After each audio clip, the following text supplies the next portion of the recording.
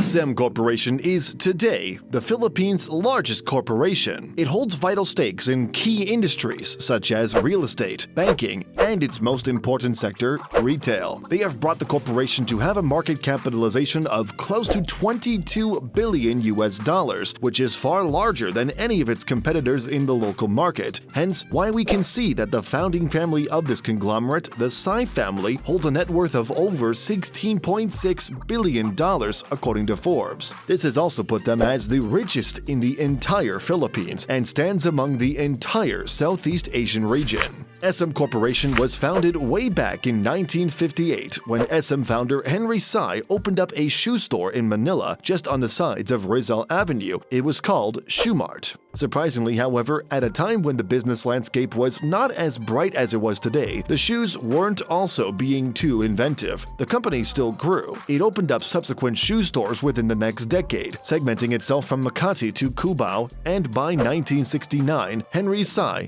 had risen to become a prominent figure in the Philippines entrepreneurs after he went on to build the Manila Royal Hotel. 3 years later, his ambition for growth led him to transform the Shoe Mart into his first ever department store, the venture that is assumedly the best choice of his life. After all, today, SM's department stores are among the best shopping destinations around the Philippines. 1975 came, the company rebranded its name from Shoe Mart to SM, a way to shorten its name but also to voice out that it no longer caters to only shoes but is looking to expand its market offerings further. A year later, he and his firm SM Corporation went to acquire a bank known as Acme Saving Bank, which eventually is renamed Banco de Oro, or BDO for short. Fast forward to 1991. All those years have led them to become the nation's choice for shopping, banking, and a growing subset of services and product offerings. Filipinos as a culture evolved into falling in love with going to malls, and this paved the way for the construction of the SM Mega Mall, a phenomenon that was once the country's largest mall ever and arguably one of the world's largest at the time, and it had gone on to so much expansion that it had close to 500,000 square meters of retail floor area. This meant that it could cater to a maximum capacity of over 4 million people. As the 21st century came, SM's growth wasn't even limited to the Philippines alone anymore. It had gone on to expand overseas, reaching the roots of Henry Tsai in China. They went into property development, hypermarkets, and even opening up its own foundations to help poor people. And in 2006, the world-renowned floating mall would open up, SM Mall of Asia. It stood as the largest malls in the entire world and is locally known as a floating mall due to the land it stands on, from land reclamations on the outskirts of Manila Bay. Today, SM Corporation has grown substantially. Its main operations are divided into 3 segments. The first, its most important business, which is also its initial business, is its retail sector. SM Retail is renowned all across the Philippines. It has a massive footprint that stretches far wide, even to other nations. Their operations in this retail sector alone already contribute an estimated $6 billion in revenue. It holds various retail stores across thousands of brands, selling different types of products ranging from fashion to health to technology, and basically its branches of specialty stores. These specialty stores are among the most famous around the nation, with brand names such as Walter Mart, a yet again huge mall operator, and Alphamart, an Indonesian-based convenience store chain which SM had gone on to become the Philippine partnership for these stores and is aggressively expanding its footprints within them. Their partnerships with US-based Ace Hardware has also become the destination for necessary housing and construction equipment. Its second business, called the BDO Bank, has also emerged as the biggest bank in the entire country in terms of asset holdings, with close to $7 billion. But if you also add in the other bank they hold a notable interest in, China Bank, then the two would have collective assets worth around $90 billion, which then implies that the footprint of SM corporations in the banking sector is enormous. Specifically, however, BDO has really become the symbol of the Philippines banking sector, from being previously acquired and rebranded to Banco de Oro in 1976 to going through several mergers and purchasing rival banks around the nation, and reaching far beyond its national borders with 16 international offices. An excellent bank that has become the #1 since 2008. But among the disruptive trends that are happening recently, BDO, or the entire SM Corporation, seems to be quite slow, especially in the digital transformation.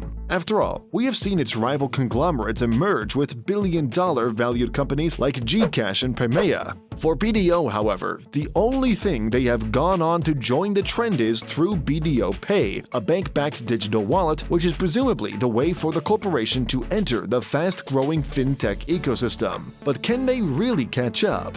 Gcash and other fintech players seem to have already segmented their names as the Philippines' go-to digital finance platforms. Their third business, known as SM Prime, is their property development division, and it is the Philippines' largest property developer. It is so big that its market value is even more than all the other competitors combined, such as Ayala Land, Robinson Land, Mega World, Vista Land, and Double Dragon. After all, it is the one responsible for constructing some of Asia's largest supermalls. It has a business footprint of over 78 malls in the nation, with 7 more across China. But besides its oversized property and land developments, it also has operations across different property businesses. It owns several residential projects, some of which are known to be super high class, office towers known to cater to the nation's fast-growing BPO sector, but also plays within the borders of the Philippine Economic Zones, which is the prime destination for foreign investments, and according to records, SM Prime's office occupancy are recorded as 100%. Lastly, its wide array portfolio of hotels, which are some to be known to have that ultra-luxury vibe. This has become a significant feat as the Philippines is primed for that growing tourism sector after the fact that the world today is now opening up and tourism is booming. These three are the largest subsidiaries of its holdings company, and according to its 2021 annual report, the entire business generated over $8.5 billion,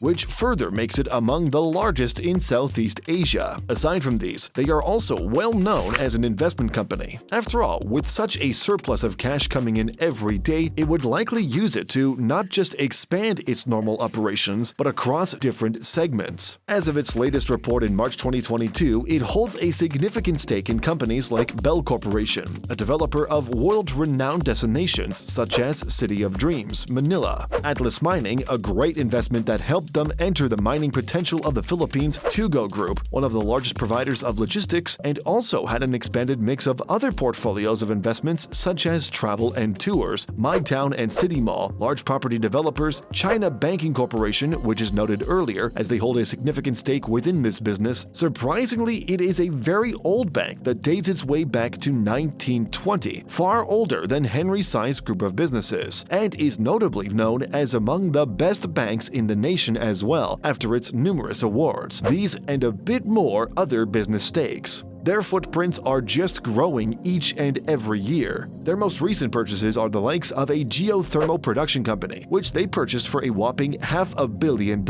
and a majority stake in the country's leading provider of baked goods, Goldilocks. This further emphasizes their diversity of businesses across the Philippines. What has stood out is their way of giving to the lower class of the nation, which is done through the SM Foundation, which is today among the largest foundations in the Philippines. According to its public reports, SM Foundation has gone on to donate and help thousands of people to access education. It also created several educational buildings and classrooms. Its most significant action that helped them to become a prominent figure is after their foundation helped treat over 1 million patients through medical means. SM Corporation has also emerged as a member of some sustainability associations. They were among the only few in the nation to become so, ensuring that its business footprints are both met with regulatory environmental means, and their banking operations, BDO, is also known to have loans and fundings accounting close to $1 billion, which are directed towards renewable energy projects. Further sustainability is also seen in its employees after the business has also become one of the best best-regarded companies to work for according to its awards from Forbes and other institutions along those years of operation. This led them to be named also among the most inclusive in Bloomberg's Gender Equality Index rankings. A top business in the Philippines should be expected to be so, but their consistent rankings have really become a pride for the nation.